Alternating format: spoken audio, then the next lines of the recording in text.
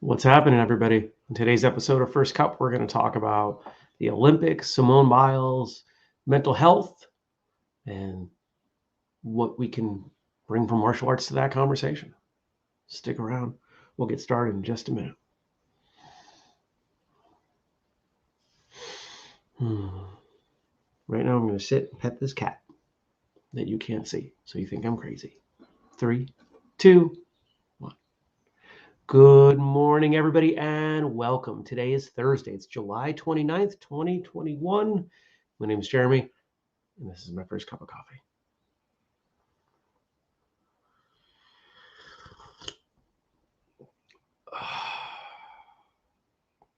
Came out okay. It did. Well, what did we say about yesterday? How did our day go? Our day has been tough. We're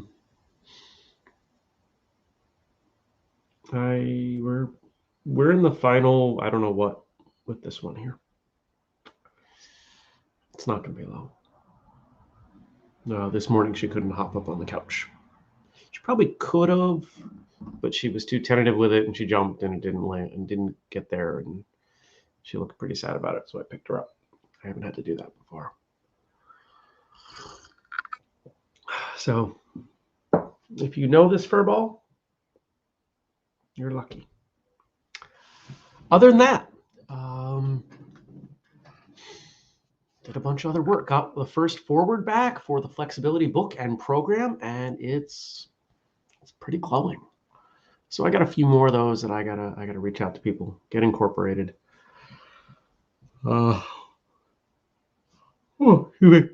I've sent it out to one other person. They're really busy right now, so I may or may not get it back. I'd like to get 3. I'd like to get 3 people from very different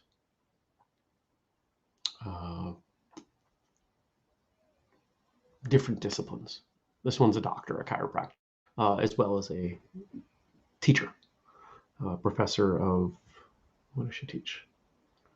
Anatomy and physiology. So it's a pretty ringing endorsement. I also mailed it out to, or emailed it to an occupational therapist, and there's a personal trainer who's already said that he would do one. So we'll do that and see where it takes us. The other big thing I've been working on, I had this, talked about this, I think, earlier in the week, had this epiphany over the weekend of a different way to approach all of our marketing efforts. And it's a pretty big restructuring. And I've been chipping away at that. What do I have to do here? What do I have to do here? And really, not only is it going to be more cohesive and hopefully lead to better stuff, because let's face it, most of the marketing that we do is content. We do this show, we do martial arts radio, we do social media, we have newsletters, we have blogs, we have Martial Journal, we have all these things.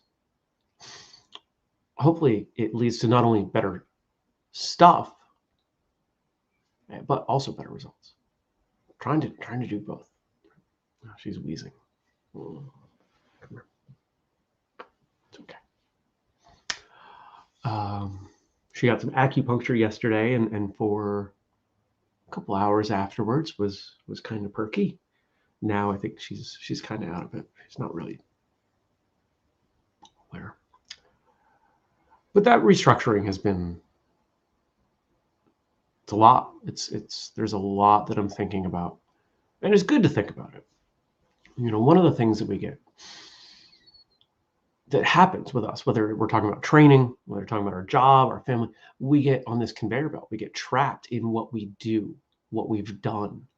And it can become really hard to change. And that could be as dramatic as, yeah, you're going to watch me pick cat hair off my face again. Good morning, Daniel. You're so stuck sometimes. Like, oh, I know I really should get a new job, end this relationship, go train at a different school. These big, big things. But it's easier. It's simpler to stay. But the longer you put it off, the longer you put off the benefit. And big change, big separation from something can be scary. I've emailed the team, and most of them know, hey, we've got some of these things that we're working on now that are going to change the way that you produce content. And there's a lot of unknowns at this point. But I trust this process and what I'm doing enough to know that, you know what? We're going to be more cohesive. Instead of doing what we're doing, I think the biggest thing to keep in mind, there's the one that's been bugging me. We'll lay out social media posts weeks or months at a time. We'll have the opportunity to have themes and interrelate blogs and episodes and social media and all these other things.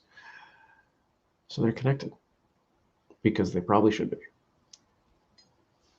How about today? What's going on today?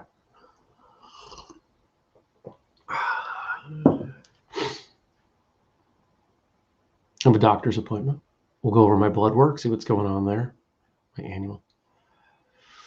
And some client work, some more client work, some more client work. Oh, cool. So Daniel says, got to say it's much easier to catch First Cup now that you're also using Facebook. I'm not a huge YouTube user. Good to know. This was something that Frank and I speculated about, but we weren't quite sure, what would happen with the numbers. And it appears to be that we're getting roughly the same number of people from YouTube we were, but some extra people on Facebook. Cool. Yesterday, I think we peaked at like 10 people live. It's kind of neat for a silly morning show, right? Chris says the same thing. Literally says same. I love that feature, being able to put your comments up. So let's dig in. Frank submitted some stuff, and honestly, I wouldn't have brought this up, but Frank brought it up, so we're going to do it.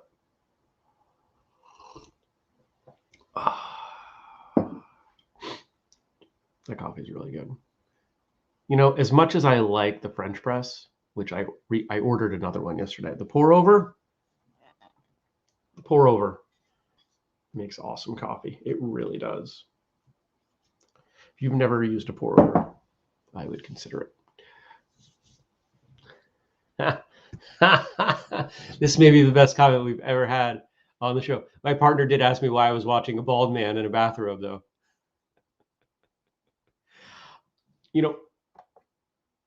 Stacy says, good morning, Stacy. One of the comments I get when I'm around Vermont in a professional sense, and keep in mind, those of you who aren't from here, our entire state is 630,000 people. It is a very, very small state. We're the second smallest state in the US by population.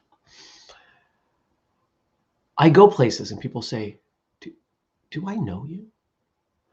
People think they know me, and quite often they do, because I've shown up at some networking event, or I pitched whistlekick somewhere that they were, or, let's face it, we've been at the same birthday party or whatever. But my sarcastic response is always, I don't know, maybe, there are a lot of short, bald guys with beards out there. But yeah, the whole concept of this show is ridiculous. And that's why we did it, because it's ridiculous, because it's memorable, because nobody else does it.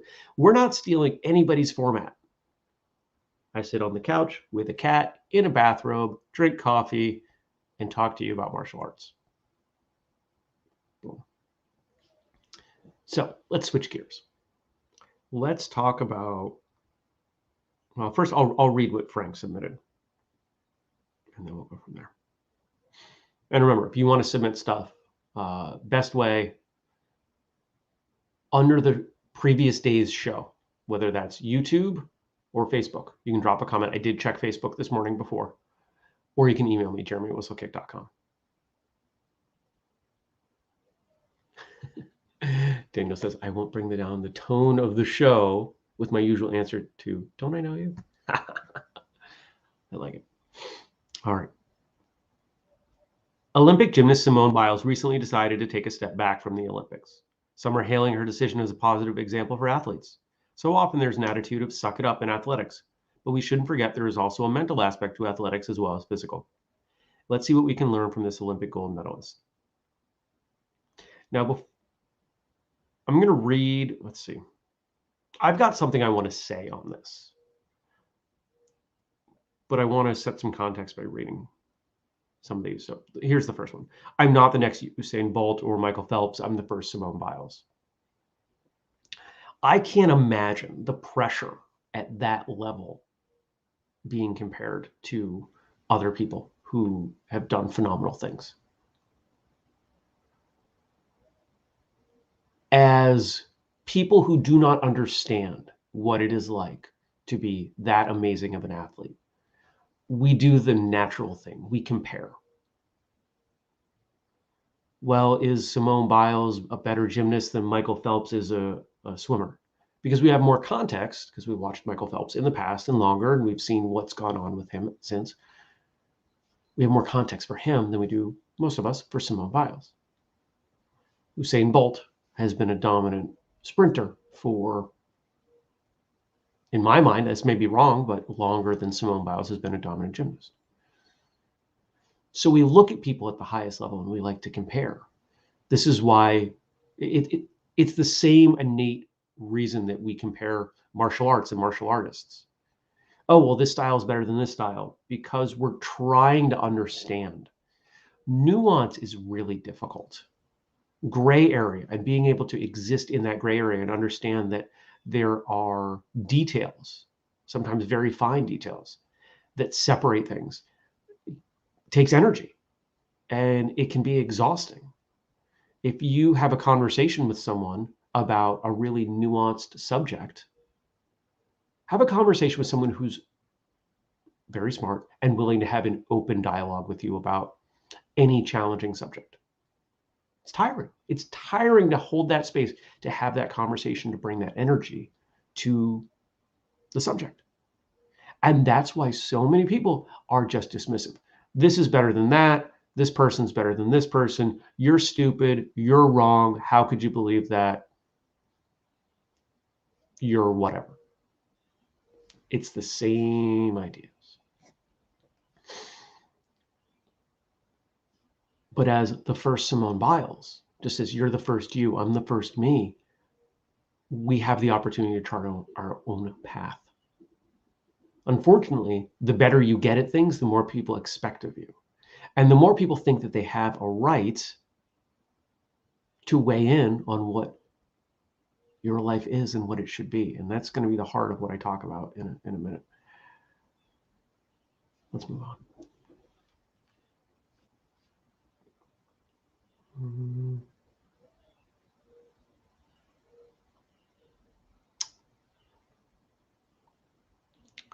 So as you probably know, USA Gymnastics was hit with this pretty substantial lawsuit for the team, one of the doctors out at training camp, sexually abusing a number of women on the USA Gymnastics team. Gross. I don't swear when we make content, so that's pretty much all I can say. But she made a comment about that. After hearing the brave stories of my friends and other survivors, I know that this horrific experience does not define me. I am much more than this. I am unique, smart, talented, motivated, and passionate. I have promised myself that my story will be much greater than this, and I promise all of you that I will never give up. I won't let one man and the others that enabled him to steal my love and joy. And then I'm going to tack on the third quote here on holding gymnastic officials accountable. Personally, for me, I don't think of it as an obligation. I think of it as an honor to speak for the less fortunate and for the voiceless. I also feel like it gives them power.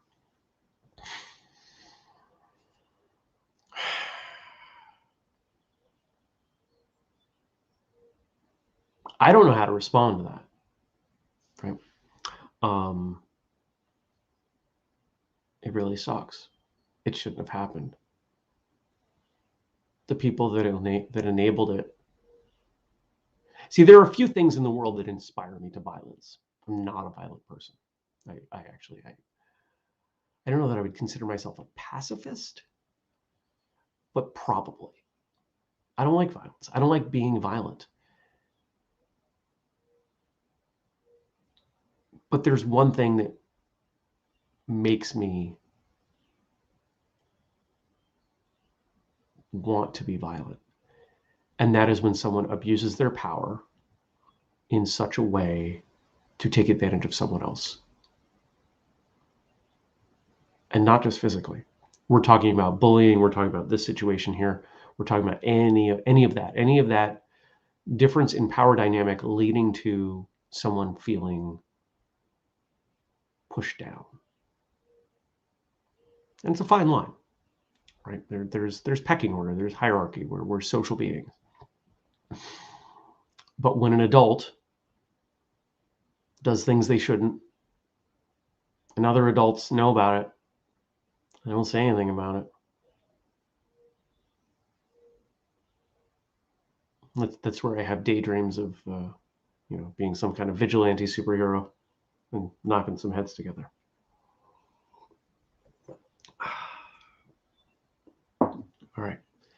Now, for what I wanted to say. And we're going to lead off with this. Frank set this up beautifully, so thank you. Thank you, my friend.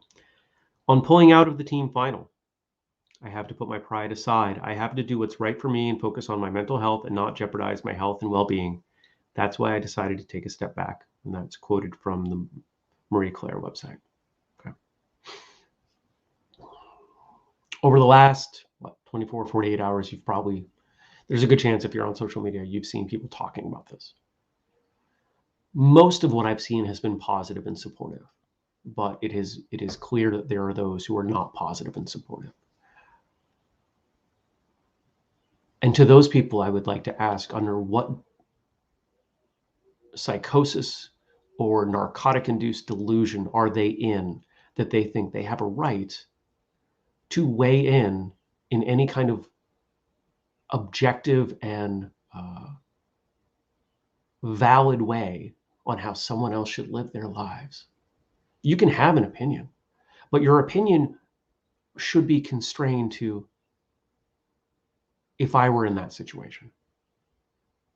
To say that someone else is making the wrong choice is an incredibly arrogant thing to say, because it suggests that you know everything that is going on. The idea that we have the entire story is ludicrous. And this happens with every story that comes out about every subject. People jump in. Oh, this person was right. This person was wrong. It's a good thing we have a judicial system. This is my major issue with cancel culture, is that we take a subset. We take what the media has reported of things. And let's face it, the media isn't always great. In fact, there was a study that came out recently, and it said, I believe the data point was 60% of Americans don't trust the media. Then why do we use the media as our springboard to make decisions on what other people should and should not do? The media is fallible.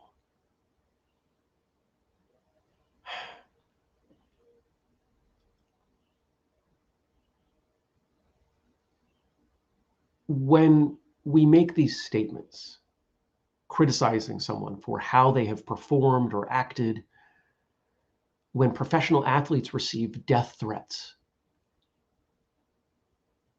I don't know if you remember, what year was that? 96, 2000?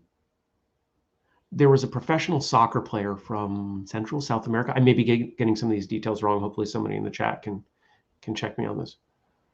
There's a professional soccer player who, I think it was in the Olympics, it may have been the World Cup, who kicked the ball in the wrong goal. And he was murdered. He was murdered when he got back to his country over a game. Now, as martial artists,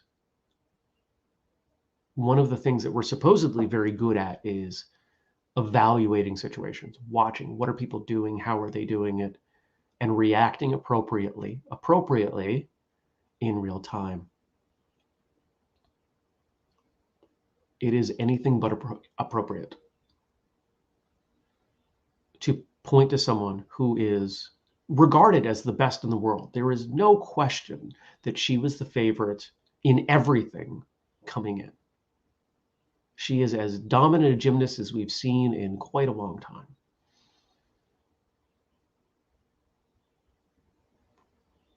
But there's a person under there. There's a young woman under there. She has the pressure of an entire country, and to a certain degree, the entire world on her at what, 22? How old is Simone Biles? Hey, Google, how old is Simone Biles? Simone Biles is 24 years old. 24. How many 24-year-olds do you know that you would put an entire nation's pressure on top of and not expect them to collapse? I know what I was doing at 24. I could barely keep myself together. Stacy did check me. He was a Colombian soccer player after the World Cup.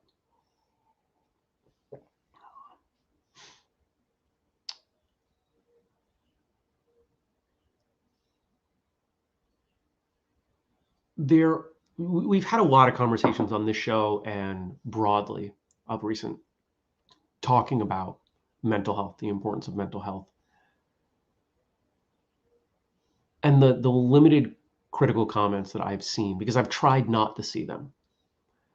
The people who post on social media that get all bent out of shape about things, at least in my circles, are the same people, and I don't follow them anymore. I've hidden all their stuff, so I don't see it as much.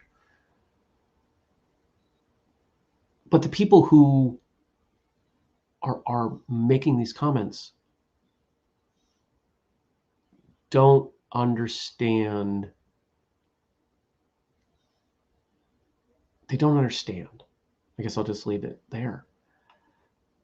Empathy is important. And to look at someone, I look at this situation completely differently. I am sad. I am frustrated for her because I can't imagine how difficult a decision this was. Not only because of the decision, but the knowledge that she was disappointing herself, her coaches, her teammates, her country. How many of you out there have ever done something that you knew you shouldn't because it was going to disappoint a person that you cared about? And then she's like, 300 something million people. Sorry. That wasn't an easy decision. And we need to stop acting like it was. Daniel says, can you imagine trying to do one of those flips, spins, etc., when your head is not 100% in the game? It sounds physically dangerous to me. It absolutely is. Many of us have attempted jumping techniques in martial arts, spinning, jumping, spinning, etc. Think of your more dramatic, flamboyant techniques.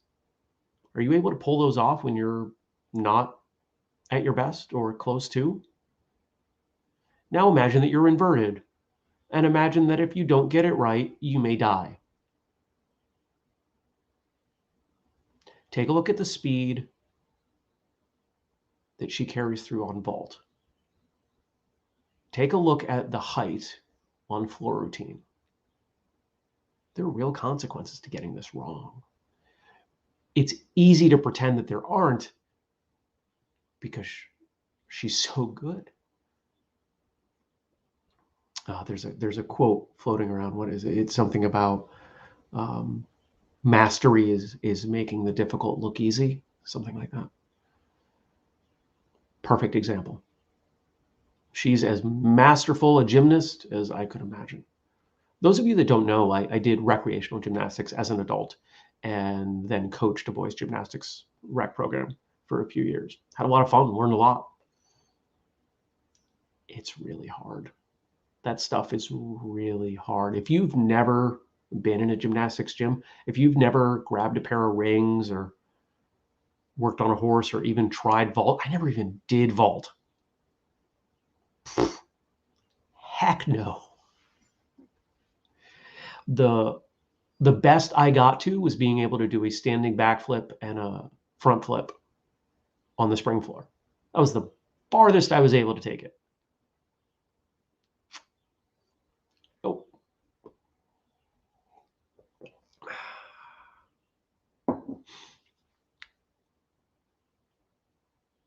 So I don't usually tell people how to feel. And I don't think I'm doing that here. I think I'm speaking really strongly about my opinion. I think the people criticizing her are continued examples of people who need to get their own house in order. But because that's difficult, because there's nuance and gray area and detail in working on their own stuff, they tend towards a polarized subject. And they put their energy into that because they think it somehow makes an impact, makes them feel better about themselves. And that is as close to bullying as it can be. Now, guess what? If you attack the people who feel that way, you're just as much of a bully. Now, I'm not going to go on anybody's social media and tear them apart for their opinion. I know how I feel.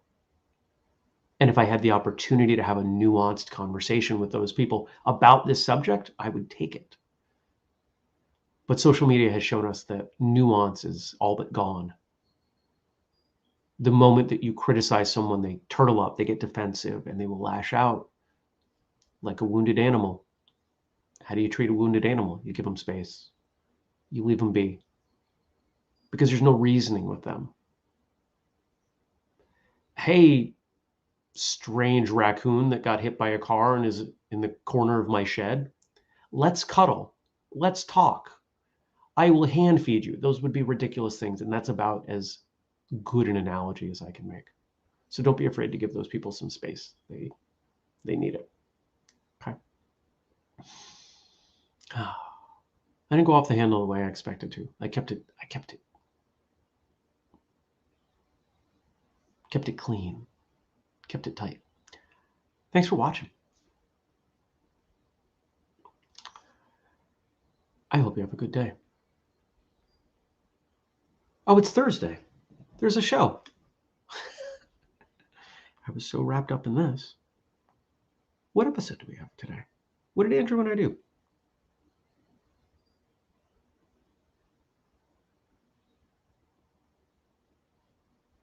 Well, it's locked. Let me unlock it. So on today's episode, 627, pause, Andrew and I had the opportunity to, come on, will you let me edit this? It's not letting me edit this. Why won't you let me edit this? Why won't you let me love you? Come on. This button? There we go. Andrew and I had the opportunity to... It is Thursday, right?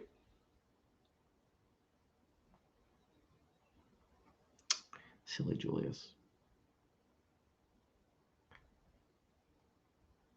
Boom. There we go. It was scheduled for tomorrow. Okay. I can't do two things at once. Andrew and I had the opportunity to talk to the host of Karate Cafe. And it was a lot of fun. And if you've checked out any of the episodes that we've done talking to other people who host podcasts, you know that the caliber of conversation often steps up a notch. And that's what happened here.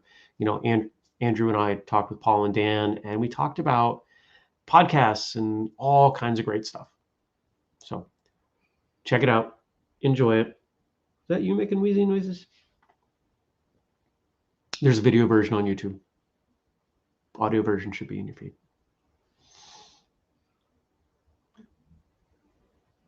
You guys have been quiet today. Once I got rolling, you guys got quiet. So I don't know if that's because I did a really good job or a really bad job, but either way, I'd love your feedback. I always want your feedback. I want to know what you think of what I say. Not because it's necessarily going to change what I say or think, but I like nuance. I like the details of the conversation. It's part of why I like going live, because it gives me the opportunity to have somewhat of a conversation with all of you instead of just shouting into the ether. Well, thank you, Stacy. Stacy's being very kind. Hard to add to this. Great job. I appreciate it. And Daniel says it was a hard subject to chime in with. A good one, though. Thank you. So I hope you have a good day. I hope this episode of Martial Arts Radio inspire some thought, some conversation.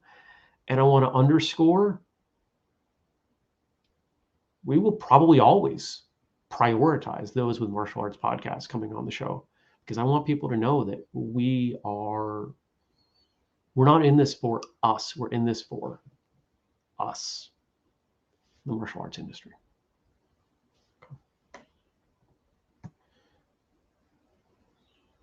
Stacy says, I could only discuss my own mental health struggles. And that's really all we should do. Have a wonderful day. Train, do something, punch something. Hopefully not out of frustration. And I'll see you tomorrow. Tomorrow's Friday. Yay! Frank's going to drop us some jokes. Take care, everybody. Peace.